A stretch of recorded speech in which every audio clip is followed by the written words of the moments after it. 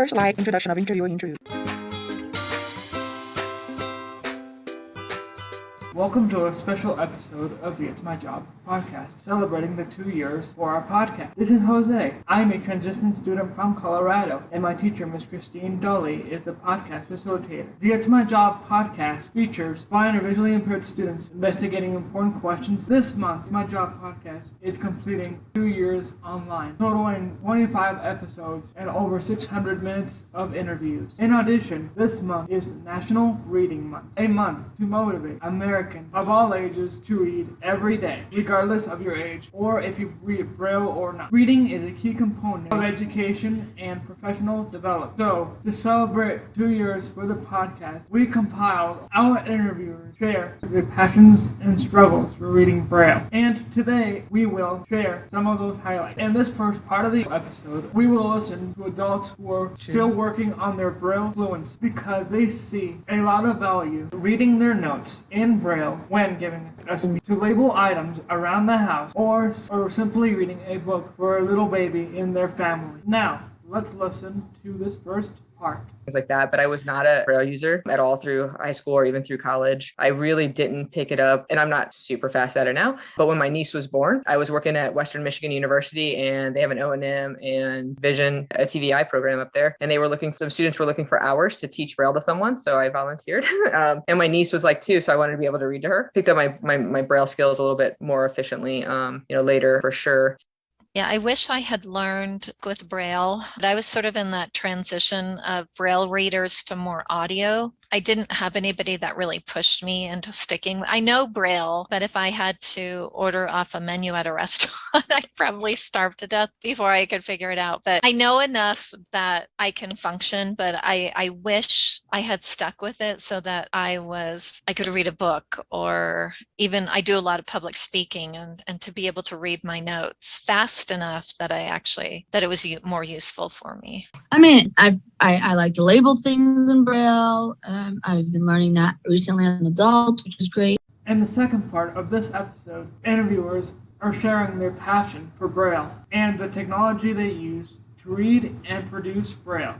I rely heavily on Braille. So I have a Braille display. I have a Focus 40 Braille display, which I'm sure you've seen, one of the Freedom Scientific ones. I don't know how I'd do my job without that, because particularly when I'm on the road and I've got to read a script, read it live, write something, and then read it out over the radio, I have to be able to read Braille. I can't. There are some people around the world that can listen to Jaws in their ear and speak back, but I can't do that fluently enough, and I don't think I could ever do that. So I need to be able to read Braille. Braille has always been a little bit bigger in Europe and the UK than it has been in the US, although the US, I've noticed really in the last few years is much more interested in Braille than it was maybe 15 or 20 years ago.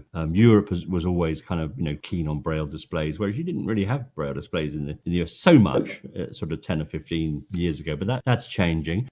Do you read music Braille?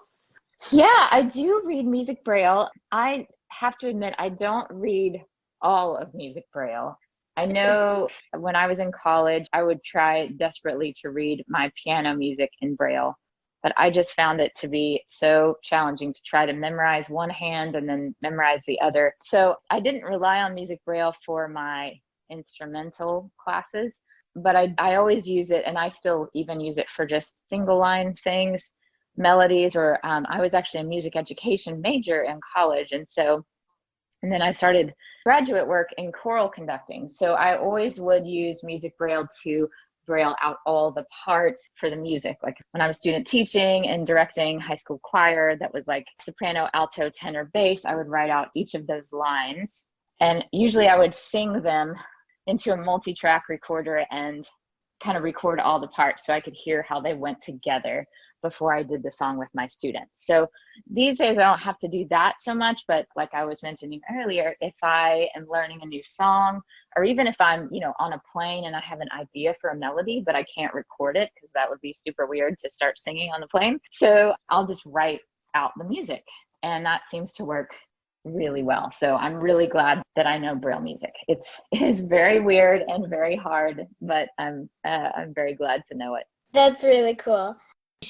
Are you a fan of Braille? I am a huge fan of Braille. I read Braille every day. I carry Braille around with me all the time in my briefcase. I read Braille magazines. I read Braille books. I use Braille for work. I've got lots and lots of Braille around me all the time. So I've been blind for 53 years. What technology did you learn? Well, as I mentioned before, when I first started, it was as simple as a slate and stylus was the first tool I learned how to write Braille with a slate and stylus, and then a Perkins Brailler. I learned how to type on a typewriter so that I could type my assignments when I went to public school for the teachers who didn't read Braille. I learned how to use the long white cane. Other technologies would be the talking book machine. When I first got talking books when I was a child, they were records, phonograph records. And then later, talking books came out on cassette tapes, so I learned how to use those machines. My first Braille device was called a Versa Braille, a refreshable Braille display, and it had the information was stored on a cassette tape. And I've learned to use many different kinds of Braille note takers. I've had a PackMate, a Braille Light. Right now I have a Braille Sense. I use JAWS, screen reading software. I have an 80-character Braille display for my PC. I've used a Victor Stream in the past. I've used technology called IRA. But I loved writing songs, and I think when I was maybe 12 or 13, I kind of had in my mind that maybe it would be really fun to be a singer-songwriter. And I remember that I used to write my best friend letters in Braille, pretending that I lived in LA and like that I was writing from LA. And she was always like, "You are so weird. Why would you want to live in LA?" I'm trying to think. One of the things that I have learned to do is if I come into a session that I'm singing on maybe for someone else, or if I'm trying to sing a new song, I make a lot of use of my Braille note taker, and I'll write down melody in my own notation so that even though I can't read the printed music, I can pretty easily use my ear and use my own notation to be prepared for the session. So that seems to work pretty cool.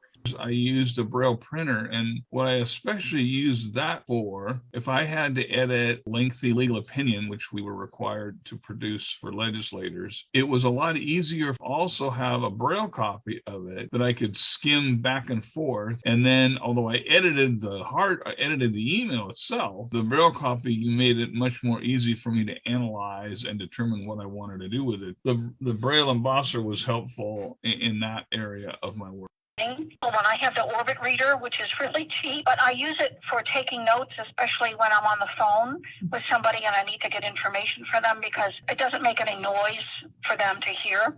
In fact, I'm the secretary of one of the special interest affiliates of American Council of the Blind, and I took minutes last night and the Braille display kind of gummed up, and I was like, oh, what do I do? And then I remembered you can do this keyboard keystrokes that kind of freeze it up, and I did it and it worked. That was good. Braille is very important to me. I think in Braille as far as, it's a part of my everyday life for sure. From Humanware. I'm a pretty good Braille reader, and I think better writing Braille than typing. So what I usually do is I'll type out information and then copy it onto something and then load it into my PC laptop, and then do what I need to do to convert it on the website. I mean, how much Braille paper do you guys use these days compared to 20 years ago? Sometimes we go through Braille paper like crazy. I'm going to be honest with you. Oh, yeah, okay. it really depends on what project you're working on, but I honestly think we go through Braille paper like crazy. Well, I'm glad you're reading Braille and using it. That's really, for me, that's been invaluable. I mean, I can listen to stuff on speech, but being able to read Braille makes my writing much easier. And it's a really valuable skill. So I'm a big Braille fan. Yeah, hooray for Braille. Yes, exactly.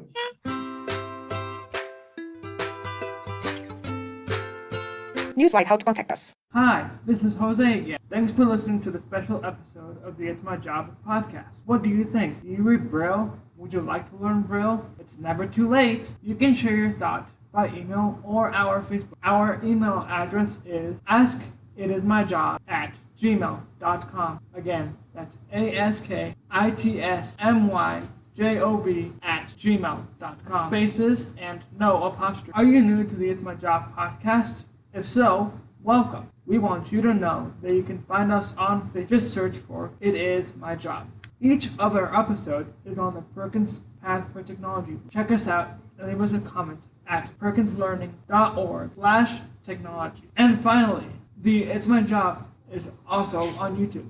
Just search for It Is My Job, where you will find all the 25 episodes. This was our 26th episode. But we want to make many more. If you are a student who is blind or visually impaired and would like to be an interviewer, send us a message on Facebook or email and we will match you up with an interviewee. We have a lot to be thankful for in this episode. Newslight with credits. Thank you so much to our interviewers. This podcast is facilitated by my teacher, Miss Christine Dolly. Thank you, Miss Dolly, for providing students with meaningful opportunities and to experiment with what you always tell us. You don't need sight, you need a vision. Thanks to Perkins Path for Technology vlog for the vlog posts. Our music is from purpleplanet.com. We hope that this podcast is a great opportunity to learn from each other and increase awareness about all the amazing jobs that are being done by people who are blind or visually impaired.